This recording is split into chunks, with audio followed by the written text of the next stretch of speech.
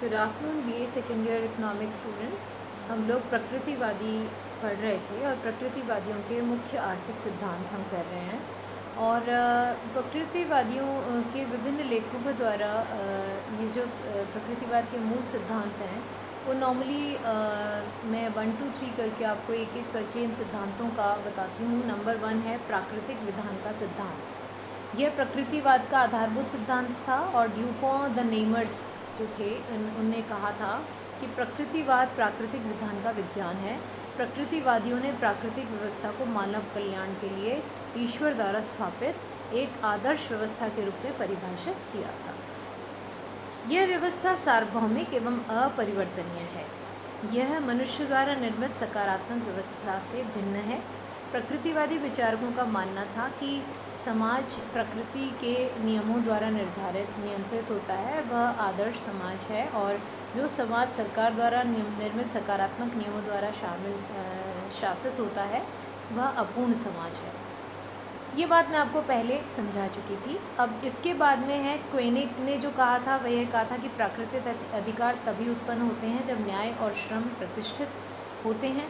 प्रकृतिवादी श्रम न्याय व्यक्तिगत संपत्ति के समर्थक थे और एक व्यवस्थित समाज का आदर्श उनके सामने था।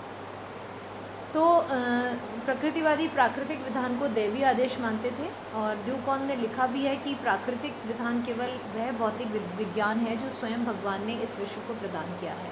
प्रकृतिवादी मानते थे कि प्राकृतिक व्यवस्था भगवान ने मानव समाज की प्रसन्नता के लिए स्वयं ने बनाई है। जब यह भगवान की देन है तो इसे विश्वव्यापी और चिरस्थायी भी होना चाहिए।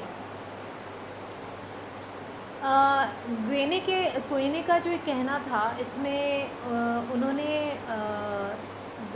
प्राकृतिक विधान के लक्षण जो हैं वह भी बताए और उन्होंने कहा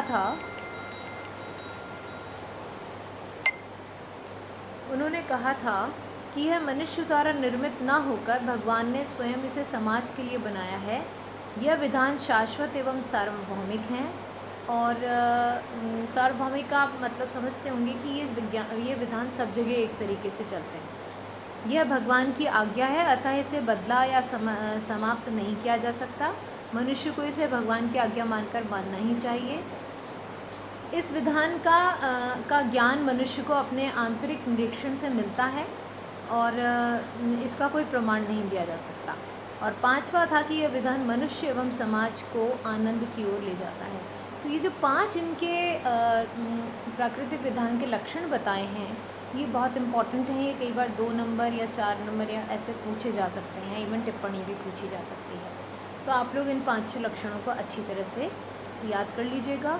मैं एक बार और इसको डिस्कस कर लूँगी, आप लोग अगर नहीं समझ में आया और नहीं याद हो पा रहा हो। आगे हम चलते हैं। इसमें प्रकृतिवादियों का मत था कि प्राकृतिक विधान का पता अपने अंदर झांकने से ही मिलेगा। यह मनुष्य के लिए सर्वश्रेष्ठ मार्ग है। हमारे सभी कार्य, नियम तथा व्यवस्थाएं इस प्रकार की ही होनी चाहिए कि दैवी विधान अपना कार्य कर सकें और मनुष्य की शिक्षा इस प्रकार की होनी चाहिए कि वह इस विधान को पहचान सके और फिर समाज एवं व्यक्ति को इस विधान के अनुरूप बनाया जा सके, क्योंकि मनुष्य जाति का सुख विधान के अनुसार कार्य करने पर ही प्राप्त हो सकता है। इस विधान के उचित कार्य के लिए प्रकृतिवादियों ने कुछ सुझाव दिए थे और वो सुझाव थे कि मनुष्य की स्वतंत्रता में कोई हस्तक्षेप नहीं होना चाहिए। प्रत्येक व्यक्ति को पूर्ण स्वतंत्रता दे देनी चाहिए। मनुष्य जो भी कार्य करेगा वह प्रकृति के अनुरूप होगा और परिणाम स्वरूप सभी व्यक्ति प्रसन्न रहेंगे।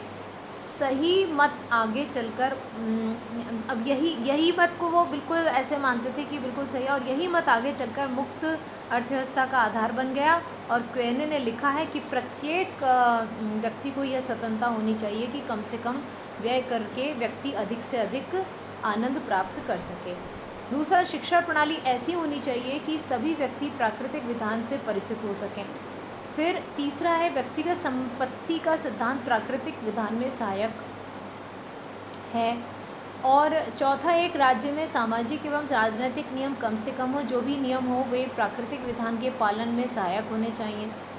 और 5वां है प्राकृतिक व्यवस्था में वर्ग संघर्ष के लिए कोई स्थान नहीं होता, क्योंकि इस व्यवस्था के नियम एक दूसरे के विरोधी नहीं होकर एक दूसरे के पूरक होते हैं।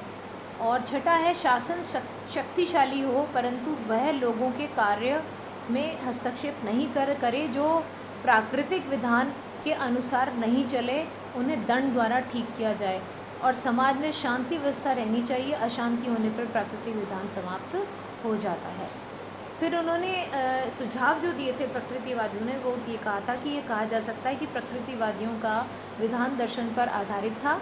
यह भारत के वेदांत के सिद्धांतों से भी मिलता जुलता है। प्राकृतिक विधान वेदों में वर्णित ऋतु अर्थात विश्व जो प्रकृति व्यवस्था उस पर आधारित है, इसे बदला नहीं जा सकता। यह आनंद की ओर ले जाने वाला मार्ग है, इसे भौतिक दृष्टि से नहीं देखा जा सकता बल्कि ध्यान योग द्वारा इसे अनुभव किया जा सकता है। यह अर्थव्यवस्था बर्बर व्यवस्था नहीं है, यह विश्वव्यापी तथा चिरस्थायी है, प्रकृति के अधिक निकट है, इसमें सभी मनुष्यों का हित समाहित है। इसे प्राप्त करने के लिए प्रत्येक व्यक्ति को अधिकतम स्वतंत्रता दी जानी चाहिए। अब ये इन्होंने कह दिया था कि इसमें स्वतंत्रता अधिकतम दी जानी चाहिए, लेकिन इसमें आलोचना यह भी है कि विरोधाभासी बात करते हैं, जो मैंने आपसे पहले भी डिस्कस की थी कि व्यक्ति का हित सदैव समाज के हित से मेल खाए, ऐसा होता नहीं है। कभी कभी व्यक्ति दूसरे के अहित से अपना हित चाहता है। व्यक्तिगत संपत्ति ने शोषण को ही जन्म दिया है। पूंजीपति व श्रमिकों के लिए के हित अलग अलग होते हैं। फिर प्राकृतिक विधान का ज्ञान सामान्य व्यक्ति की समझ से परे होता है, केवल महापुरुष या ज्ञानी ही इसको समझ पाते हैं।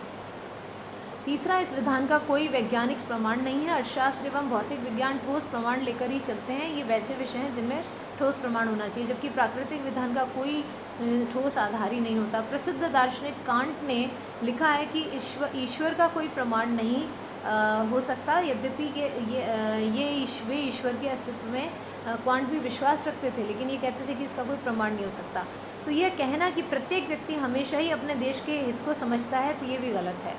और पांचवा है कि प्रकृतिवादी विचारकों के विचारों में अनेक विरोधाभास देखने को मिलता है। जैसे एक ओर से व्यक्तिगत स्वतंत्रता के समर्थक थे, दूसरी ओर वे शक्तिशाली राज्य की आवश्यकता महसूस करते थे।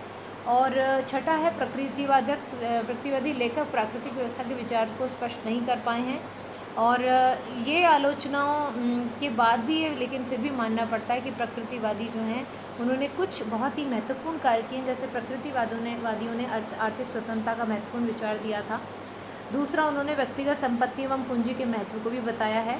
और तीसरा, उन्होंने समाजशास्त्र का जन्मदाता भी कहा जा सकता है, क्योंकि उन्हें सामाजिक संबंधों के बारे में महत्वपूर्ण विचार दिए थे उन्होंने। और एडम स्मिथ के दार्शनिक सिद्धांत सहजवाद और आशावाद प्रकृतिवाद के प्राकृतिक विधान से बहुत भिन्न नहीं है। तो सहजवाद और आशावाद का भी आधार एक तरीके से प्रकृतिवादियों ने ही सामने आपके रख दिया था। तो आज हम इतना ही पढ़ते हैं विद्यार्थियों, और नेक्स्ट क्लास में हम इसके आगे पढ़ेंगे। Thank you so much.